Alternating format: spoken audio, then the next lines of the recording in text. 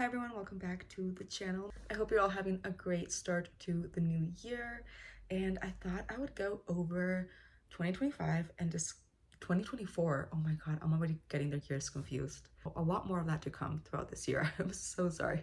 I thought we would go over 2024's reads and discuss the best books that I read in 2024.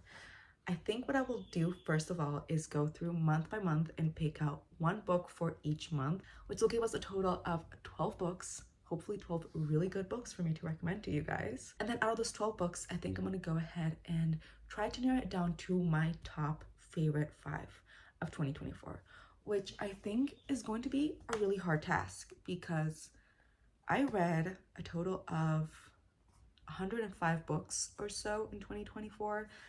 Between 105 and 108. It really just depends on how you count novellas and short stories. You know what? Over 100 books. I read over 100 books in 2024. And so I don't know how I'm gonna narrow it down to only 5. Let's go ahead and dive straight into the video, starting with January. I could not, for the life of me, tell you which books I read in January, so this will be fun. Let's see. I only read 2 books in January. That's crazy. Okay, well, this is going to be really easy because one of them is Harry Potter and the Half-Blood Prince, which, I mean, it's probably like my 20th time reading that book, and there's not much to say about it. It's Harry Potter.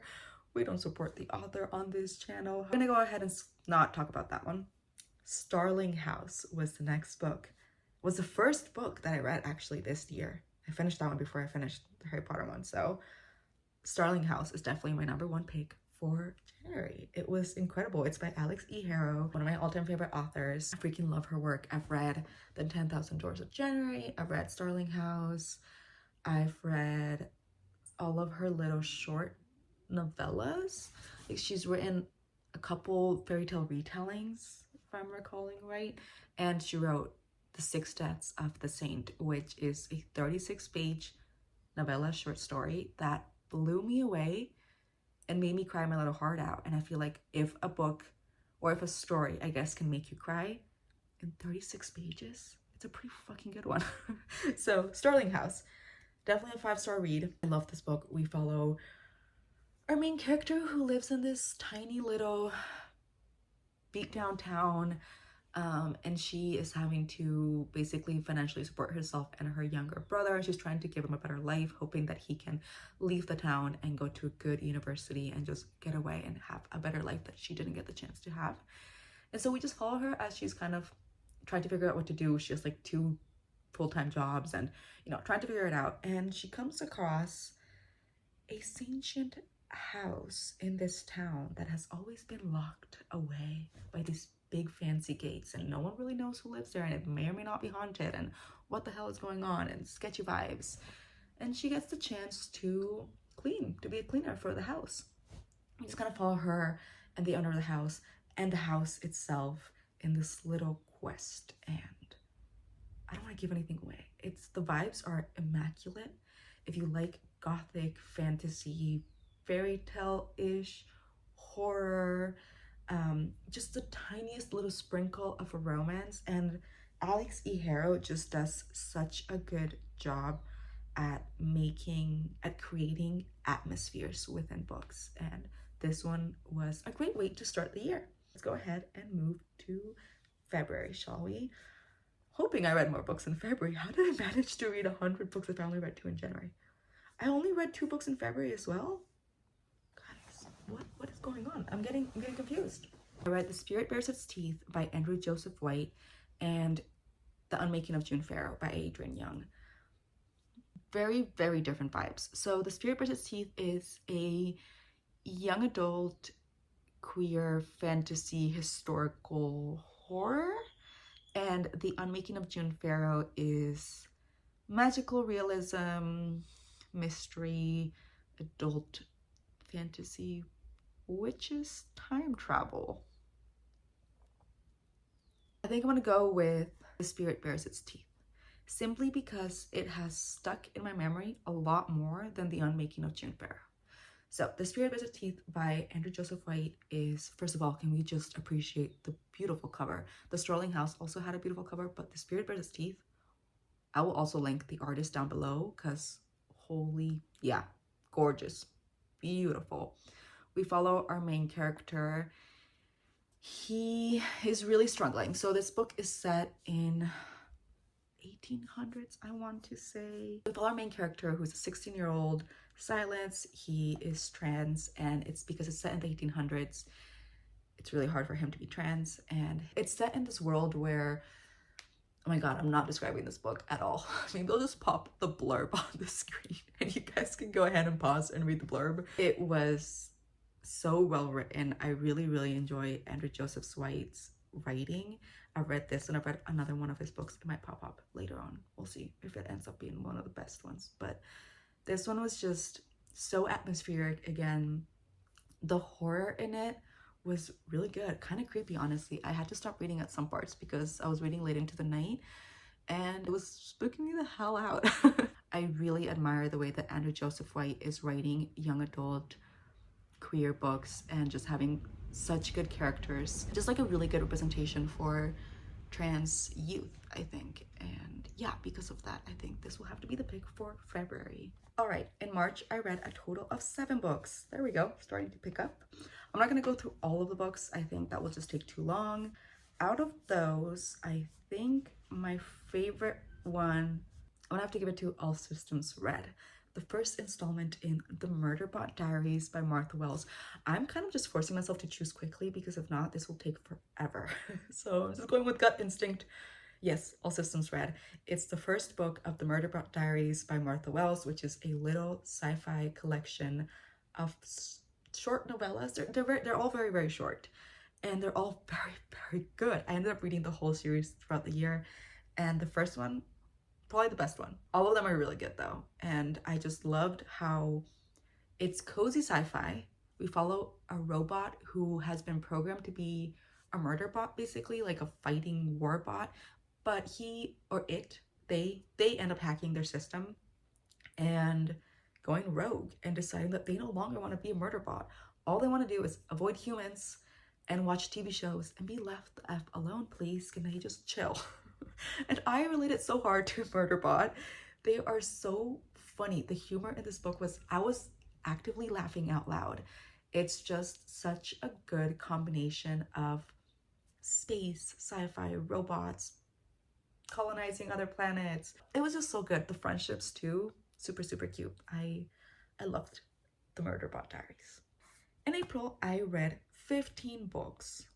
How did I do that? I do not know. Let's go ahead and go.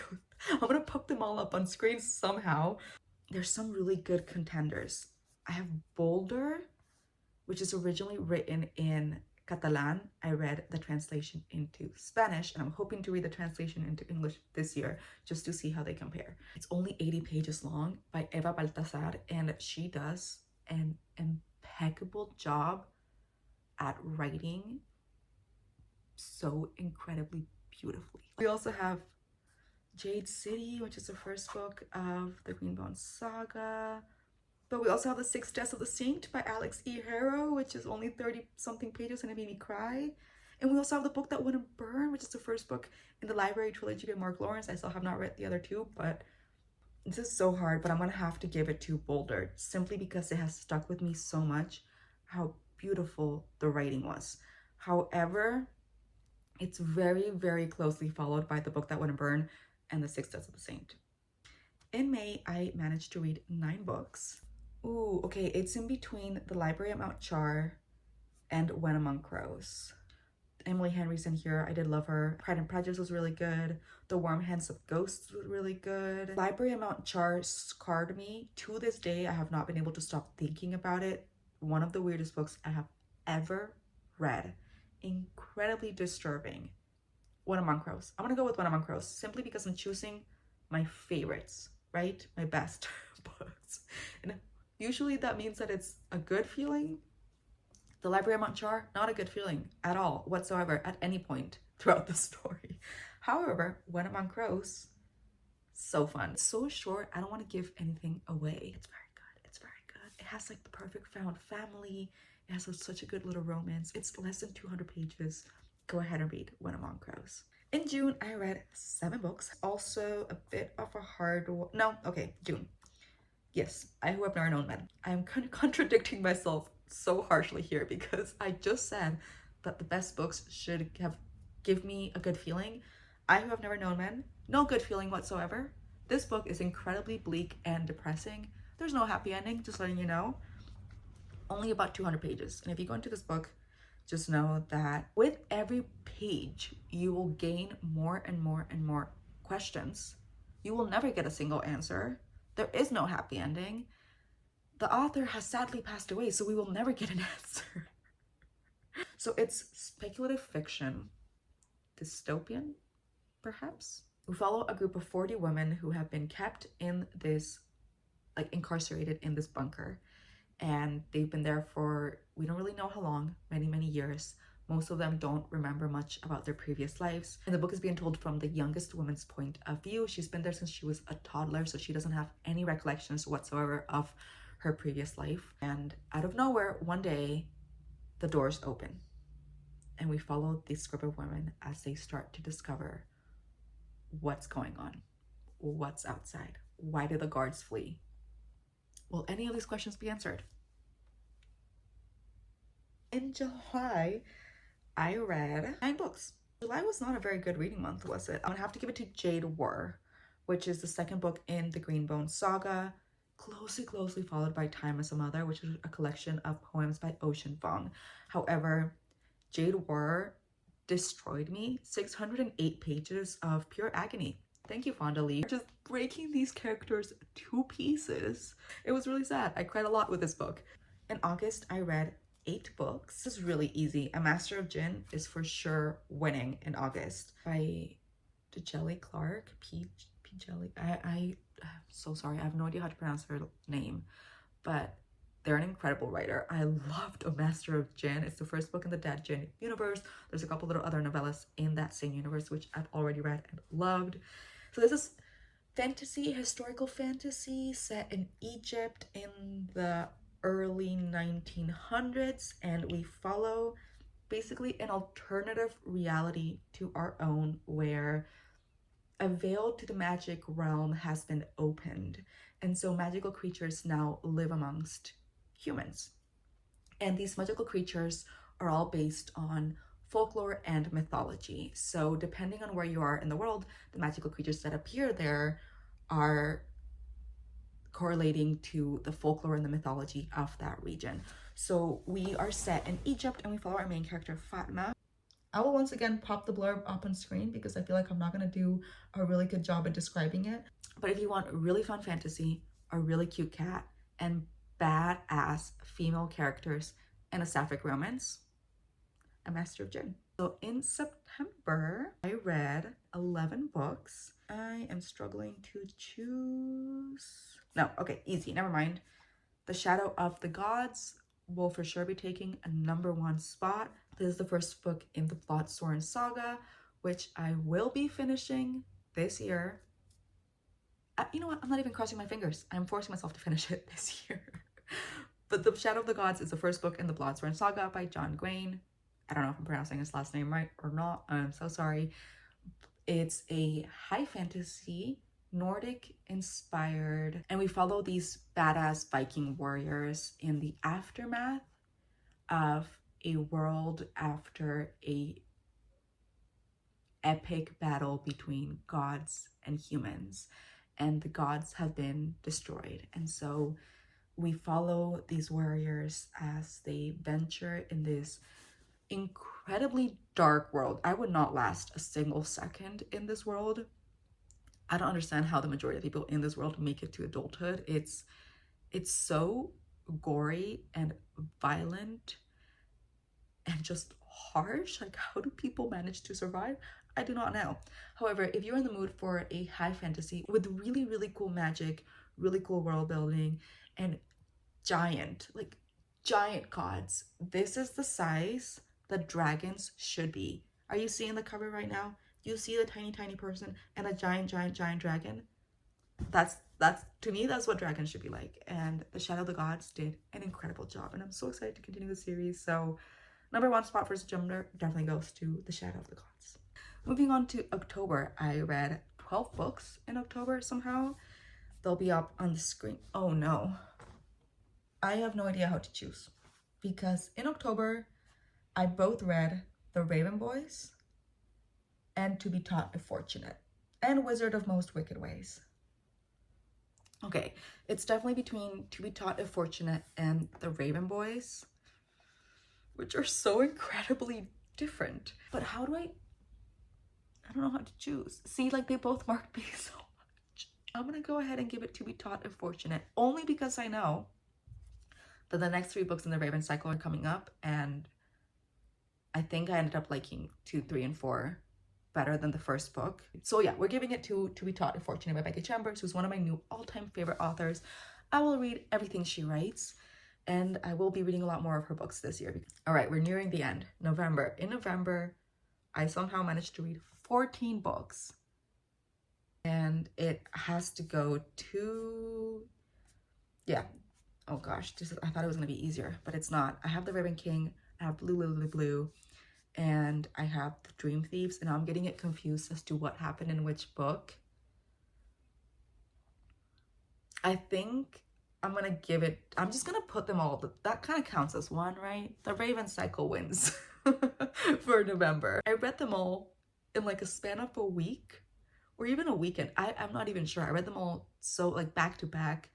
I don't know what happened in each book. I could not tell you. I have a whole reading vlog for it if you want to see my reaction of me just panicking and screaming and crying and falling in love with these characters in these books. The Raven cycle wins for November. You know what? It's my video. I make up the rules. Finally, we've reached the last month, which is December. I had 8 books and like 4 tiny short stories / novellas inside of some of the series. They'll be up on screen. I'll have the actual books here, and then on this side I'll put the novellas, short stories that I read, okay? And I will have to give it to, I'm gonna cheat again. My top novella, Opal by Maggie Stiefvater, which is the last book in the Raven cycle.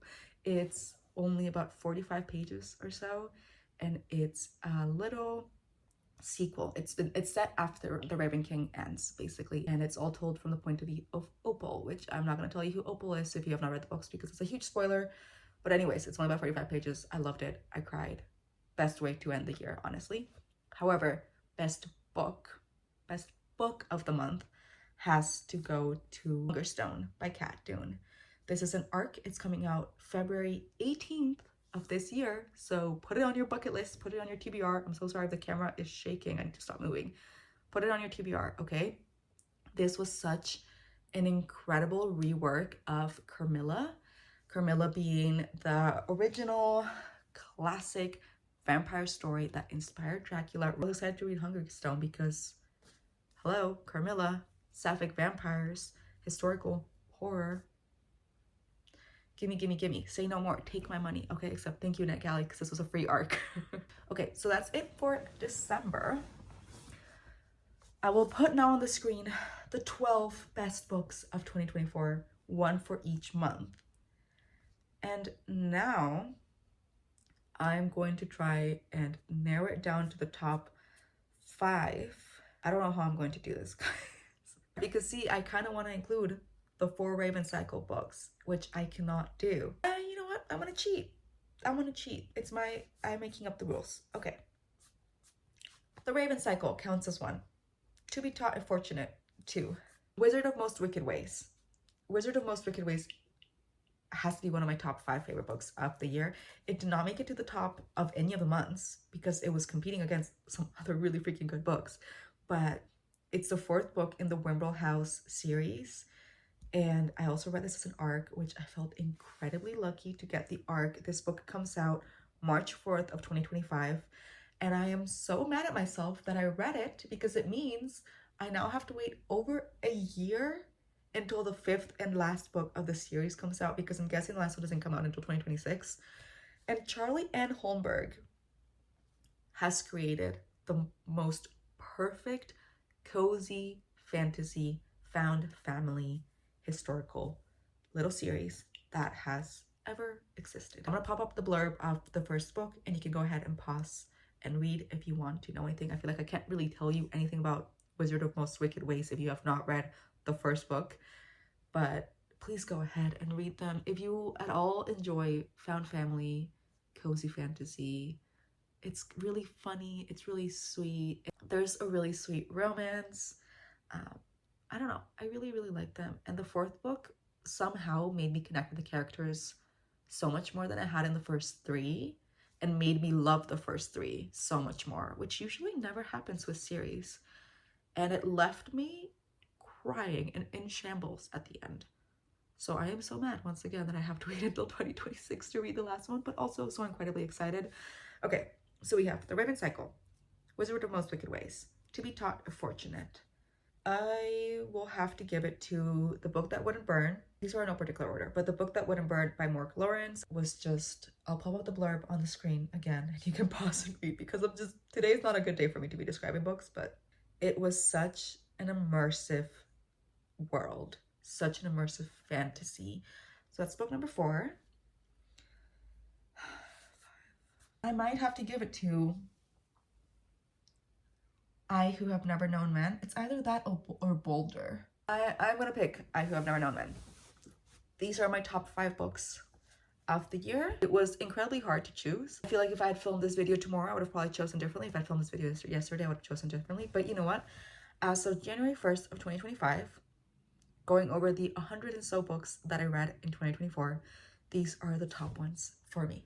If you've made it all the way to the end of the video, thank you so much for watching. I hope you've had a wonderful day wherever you are. Please let me know your top books of 2024. What were your favorites? What were your most surprising? If you had to choose only 5 books out of 2024, or only 3, or even your top favorite, I could not do that. I could not choose one favorite. But if you could, please go ahead and let me know down in the comments. And I'll see you all in my next video.